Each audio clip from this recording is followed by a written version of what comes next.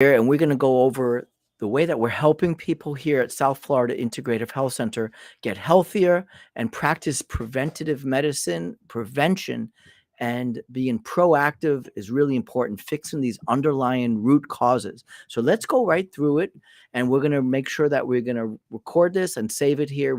And I'll put it back on the different timelines so people can watch it on the replay. So let's go and really understand these underlying pathways, how we can really help people. So number one, I'm just going to hold up. This is phase two, phase one detoxification. This is really how the body removes toxins. It's through these different phases. And we really want to look at that and help the person, help the body really work on each of these phases. Phase one begins the process of making these toxins more water soluble. So that actually uses different nutrients and B vitamins, different plants, which we know, like plants that contained bioflavonoids, polyphenols.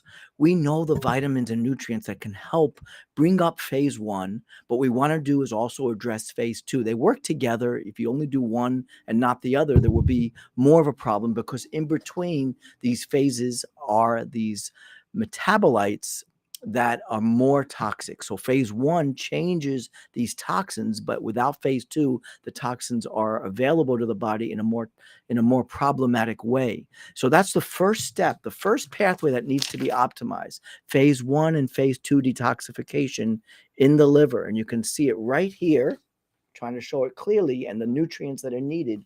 And that's what's so important.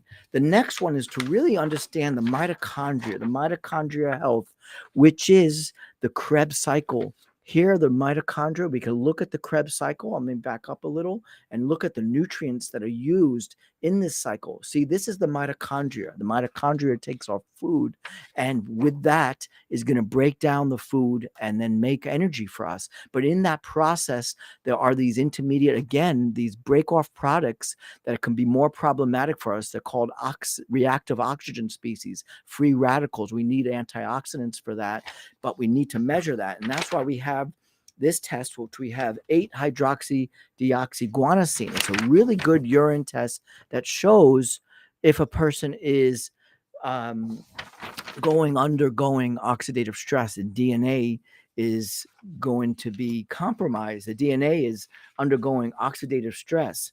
We also want to measure certain vitamins and minerals, especially most of these crucial ones: B vitamins, magnesium, zinc, and accurately measure B12 and folate, as well as iron. And here we measure coenzyme Q10, selenium, vitamin E. Very important to have those nutrients and vitamins optimized, not just insufficient, just not the reference range, but optimal for each person. Of course, our blood testing is really going to be very highly involved, understanding pathways such as methylation. So we check homocysteine.